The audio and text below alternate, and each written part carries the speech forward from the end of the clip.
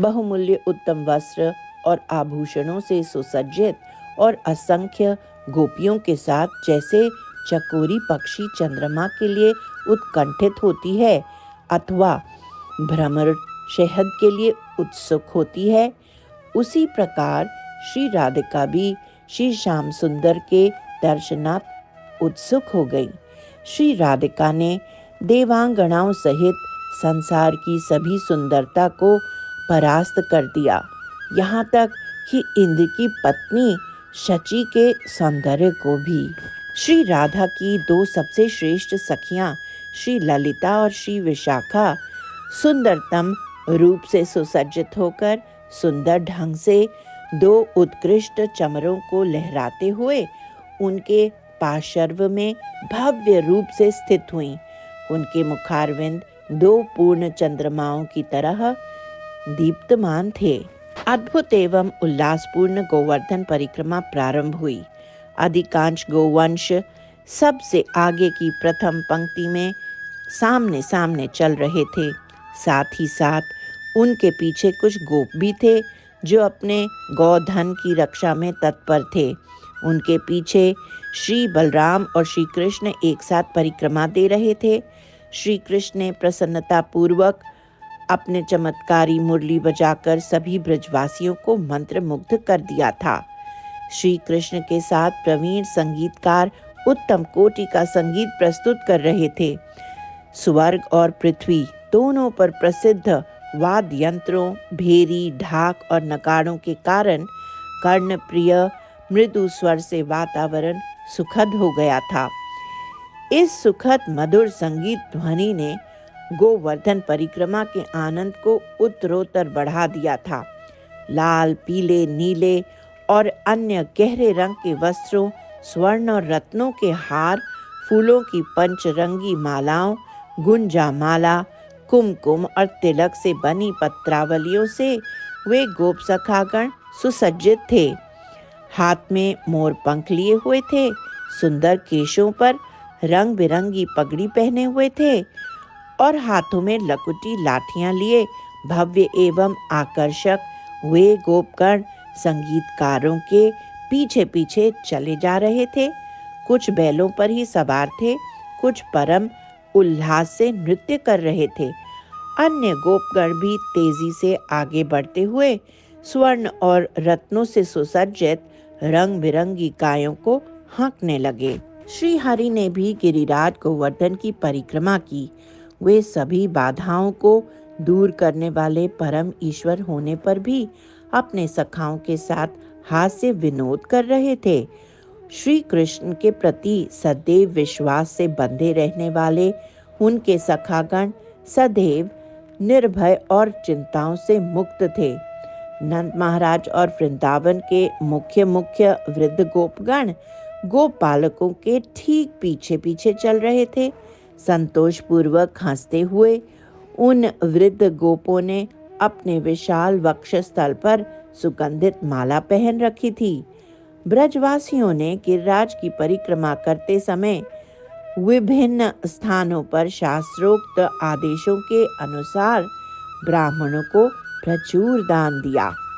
गोवर्धन परिक्रमा की टोली में बांसुरी और वीणा बजाने वाले प्रतिभाशाली संगीतकारों का दूसरा समूह भी विराजमान था। मधुर स्निग्ध कंठ ध्वनि वाले गायकगण उन वेणु वादकों के पीछे पीछे चल रहे थे। उन गायकों के पीछे की पंक्तियों में चलते हुए प्रसन्न नर्तक भी सम्मिलित थे। ब्राह्मण अपनी पत्नियों के साथ उच्च स्वर में मंगल वचन और आशीर्वाद देते हुए चल रहे थे। तब बहुमूल्य वस्त्रों से सुसज्जित परम सुंदर गोपियां, जिनके मुखारविंद प्रसन्नता से दीप्तमान थे, उच्च स्वर में श्याम सुंदर के साथ अपनी लीला विलास का गान करती हुई बैलगाड़ियों पर सवार होकर ब्राह्मणों की टोली के पीछे पीछे चलने लगीं। उनकी बैलगाड़ियों की सजावट देवताओं के सुनहरे रथों के सौंदर्य को भी परास्त कर रही थी। श्री कृष्ण केवल एक ही वस्तु के बारे में सोच रहे थे, वह है कोटि कोटि चंद्रमाओं की शोभा को परास्त करने वाला श्री राधिका का अति सुंदर स्वर्ण कमल की आभा से युक्त मुखारविंद। इसलिए पीछे छूट गई कुछ गायों को वापस लाने के छल से वह बार बार श्री राधिका के पास जाते थे, जिससे उन वृषभानु नंदिनी को भी आनंद अतिरेक की प्राप्ति हो रही थी। आवागमन करते हुए एक विशेष समय पर वह श्री राधिका के इतने निकट आ गए कि श्री कृष्ण ने अनजाने में उनका हस्तकमल स्पर्श कर लिया। इससे श्री राधिका में सात्विक विकार की प्राप्ति हुई के कारण उनके श्री अंग में कंपन होने लगा। यद्यपि श्री राधिका ने अपने स्मित हास को छुपाने के लिए मिथ्या क्रोध प्रकट किया और मिथ्या रोष से अपनी भौहें चढ़ा दी। क्षणिक संपर्क और उनके सौंदर्य के दर्शन के कारण श्याम सुंदर भी अस्थायी रूप से कुछ क्षणों के लिए वहीं स्तब्ध हो गए। कुछ देर पश्चात जब वह सखाओं के साथ नृत्य करने के लिए आगे बढ़े तो कृष्ण विरह में श्री राधिका के अश्रु उनके नेत्र अंजन से मिश्रित होकर श्याम सुंदर यमुना की तरह बहने लगे। समय समय पर श्री कृष्ण और बलराम चक्री की भांति गोल गोल चक्कर लगा रहे थे। ब्रज एवं राजस्थानी संस्कृति में घूमने वाला एक विशेष नृत्य का प्रकार, और अपनी लाठियां लकुटी को हवा में उछालते थे। इस प्रकार सभी को मनोरंजन कर रहे थे। कृष्ण कभी तो मंद गति से, कभी बहुत द्रुत गति से चलते थे। समस्त ब्रजवासियों की दृष्टि गोवर्धन पर नहीं अपितु श्री कृष्ण पर ही केंद्रित थी। जब भी श्री कृष्ण अपनी बांसुरी नहीं बजा रहे होते थे तो गोपियां दूसरे संगीत दल के साथ प्रश्न उत्तर के स्वरूप में इस प्रकार गाती थी। गिरि पूजयम विहिता केन अर्ची शक्र पदम भयम येन। गिरि पूजयम विहिता केन पूतनिकासा निहिता येन। गिरि पूजयम विहिता केन तृणावर्त तनु दलनम येन। गिरि पूजयम विहिता केन यमलार्जुन तरु रुद कलि येन। गिरि पूजनम विहिता केन वत्स बकासुर हननम येन।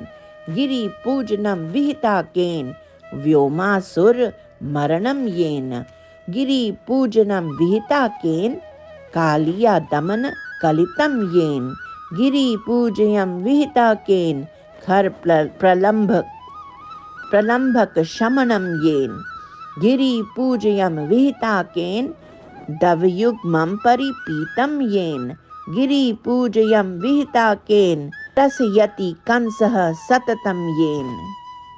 गिरि पूजयम विहिता केन, यह प्रश्न रूपी प्रथम आधा पद तो किसी एक गोपी के द्वारा गाया जा रहा था और उत्तर रूपी 10 अन्य पद क्रम करके बहुत सी गोपियों के सामूहिक गान के हैं। इन पदों के भावार्थ हैं: गिरि पूजयम विहिता केन, यह गिरिराज गोवर्धन पूजा किसने की? अर्ची शक्र पद भयम येन, अर्थात जिसने अपने इंद्र पद युवराज पद को निर्भय कर दिया। पूतनी का सा निहिता येन, अर्थात जिसने उस पूतना को मारा था। तृणावर्त तनु दलयन येन, अर्थात जिसने तृणावर्त के शरीर का दलन किया। यमलार्जुन तरुरुद्ध कलियेन, अर्थात जिसने यमलार्जुन नामक वृक्ष को उखाड़ दिया। वत्स बकासुर हननम येन, अर्थात जिसने सासुर और बकासुर का वध किया। व्योमासुर मरणम येन, अर्थात जिसके द्वारा व्योमासुर और अघासुर का वध हुआ। कालिया दमनम कलितम येन, अर्थात जिसने कालिया नाग का दमन किया। खर प्रलंभक शमनम येन, अर्थात जिसकी प्रेरणा से धेनु का सिर और प्रलंभासुर वध हुआ। दव युग्मम परिपीतम येन, अर्थात जिसने कालिया दमन का के दिन एवं मुंजा टवी में लगने वाले दिन दोनों दावाग्नि का पान किया। इस अविस्मरणीय गोवर्धन परिक्रमा के काल में गोपियों को श्याम सुंदर के दर्शन में जब भी कोई बाधा आती तो वे गोपांगनाएं उस बाधा को ही दूसरा पर्वत मान लेती। तथापि श्याम सुंदर के सन्निकट रहने की और उनके साथ प्रेम पूर्ण कटाक्षों के आदान प्रदान करने की उनकी उमड़ती उत्कट अभिलाषा वास्तव में एक दूसरा भव्य उत्सव था। बिना किसी जातिगत भेदभाव के सभी जाति वाले ब्रजवासी जन उस गोवर्धन परिक्रमा में सम्मिलित हुए। यहाँ तक कि बढ़ई, लोहार, धोबी और नापित जाति के लोगों ने भी सभी ब्रजवासियों के साथ में परिक्रमा की। सभी परमानंद में नृत्य और गायन कर रहे थे। गिरिराज की परिक्रमा के दौरान ब्रजवासियों को जो अपरिमित आनंद का अनुभव हुआ उसे समाहित करने के लिए एक उपयुक्त पात्र बर्तन प्राप्त करना असंभव है। गोवर्धन परिक्रमा के उपरांत सभी ब्रजवासी गिरिराज की तलहटी में स्थित अपने अपने शिविरों में रात्रि विश्राम कर रहे थे। श्री राधिका एवं उनकी सखियों के कान श्याम सुंदर के शिविर की ओर थे। श्याम सुंदर की सखाओं के साथ वार्ता को सुनकर वे सखियां परम आनंदित हो रही थीं। उनके कर्ण रात्रि के प्रथम पहर से प्रातः पर्यंत श्याम सुंदर के मधुर मधुर वचनों का श्रवण करते थे। आत्मा सूक्ष्म है, लेकिन वह अनंत भगवान का अंश होने के कारण अनंत सुख का अनुभव करने में सक्षम है। यद्यपि इस 5000 वर्ष से अधिक पौराणिक ब्रज लीला में तो सभी नित्य परिकर श्री कृष्ण पार्षद ही हैं, इसलिए वे सभी ब्रजवासी अनिर्वचनीय श्री कृष्ण माधुर्य आस्वादन के कारण सर्वदा ही अकल्पनीय आनंद में डूबे रहते थे। जो कोई भी गिरिराज गोवर्धन की महिमा के बारे में सुनता है और कीर्तन करता है और दूसरों को सुनाता है, वह सभी आपदाओं से मुक्त हो जाता है। यह कृष्ण लीला सामान्य जनों के लिए अगम्य है। केवल शुद्ध भक्तों की कृपा से ही यत्किंचित बोधगम्य हो सकती है। गिरिराज धरन की जय। गिरि गोवर्धन की जय।